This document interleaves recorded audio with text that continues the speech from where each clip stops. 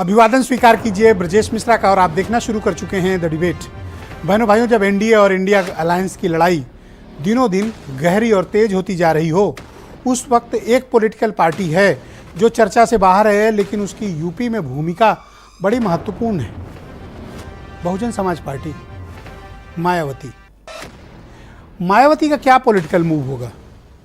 कल चंद्रयान की वजह से मायावती की पार्टी की एक बड़ी बैठक की खबरें मीडिया तक ज़्यादा चल नहीं पाई, लेकिन कल उन्होंने एक महत्वपूर्ण बैठक की और उसमें यह ऐलान किया कि नो एनडीए नो इंडिया, यानी वो किसी के साथ नहीं जाएंगी, अकेले और सिर्फ अकेले चुनाव लड़ेंगी।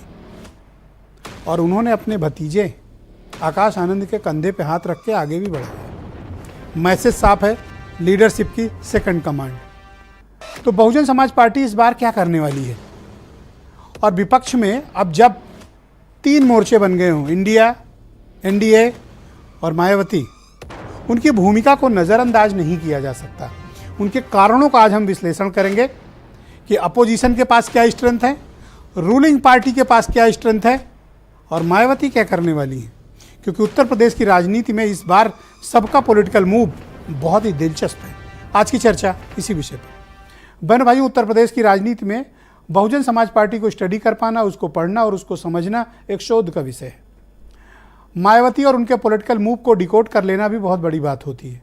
आप सैटेलाइट के सिग्नल पकड़ सकते हैं, राडार के सिग्नल पकड़ सकते हैं, रेडियो सिग्नल्स पकड़ सकते हैं, टेलीकम्युनिकेशन के सिग्नल पकड़ सकते हैं, लेकिन मायावती को नहीं पकड़ सकते।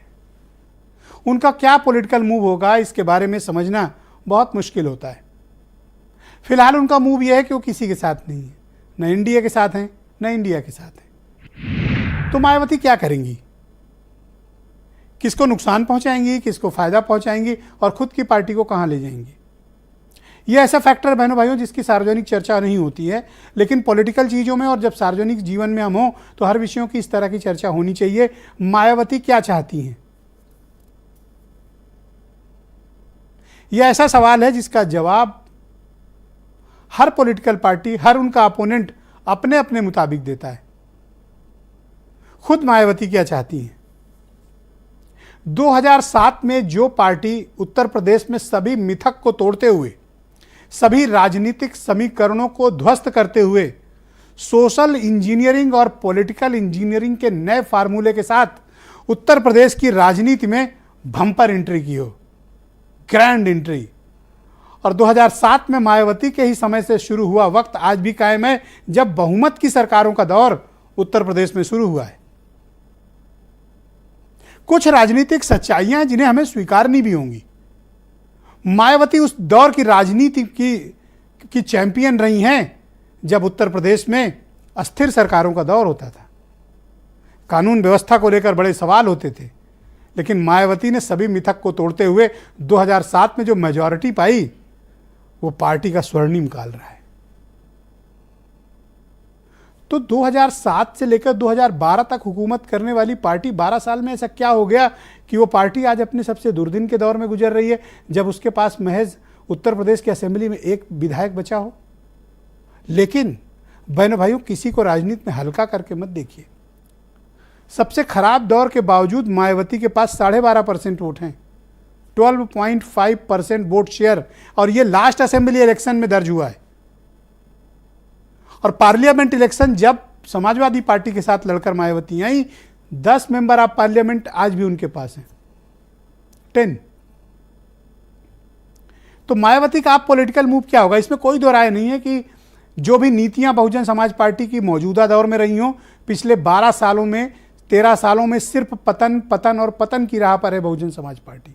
कारण उसकी नीति भी हो सकती है, कारण उसके नेता का अपना तौर तरीका भी हो सकता है, या फिर वक्त और हालात बदल गए हों। जिन शोषित वंचित दलितों के लिए वो काम कर रही हों, वो सब एम्पावर्ड हो गए हों, वो सब सक्षम हो गए हों, समाज में उनको हो सकता है बराबरी का दर्जा भी मिल गया हो। शायद अब उन्हें मायावती की ज़रूरत नहीं है, और अगर है तो उसकी तादाद बहुत थोड़ी है।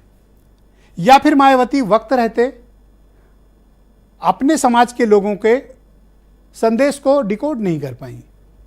कोई तो एक चूक हुई है, जिस चूक के कारण बहुजन समाज पार्टी आज इस स्थान पे खड़ी है।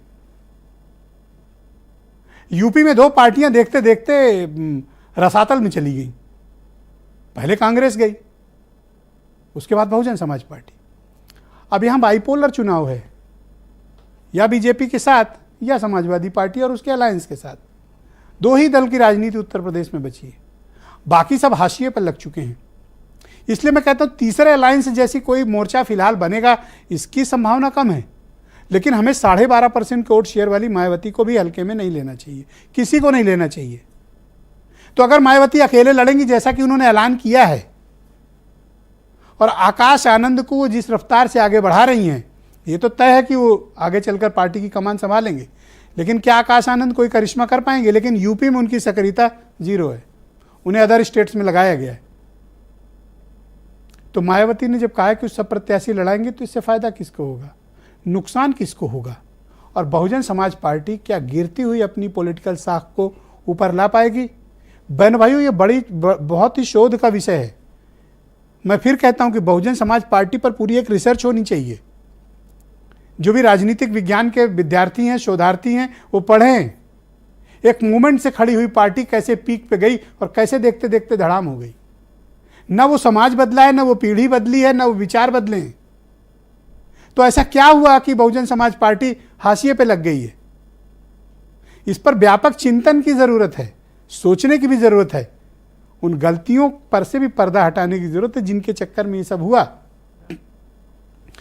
तो अब इस डिबेट को आज आगे बढ़ाएंगे, लेकिन प्रश्न यही है, खुद मायावती क्या चाहती हैं?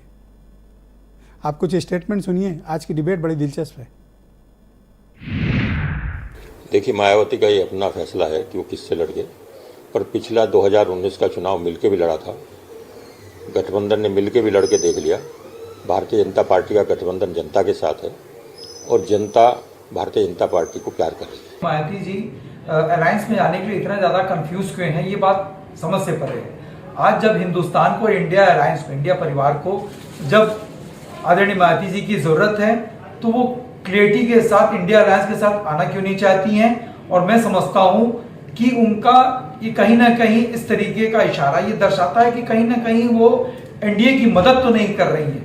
2024 में चूंकि देश का चुनाव प्रस्तावित है, सब जानते हैं परिवर्तन संकल्प है और कांग्रेस विकल्प है। वो अकेले चुनाव लड़े, सबको चुनाव लड़ने को अधिकार है, कोई भी अकेले चुनाव लड़ सकता है, मगर पूरा देश इंडिया के साथ है।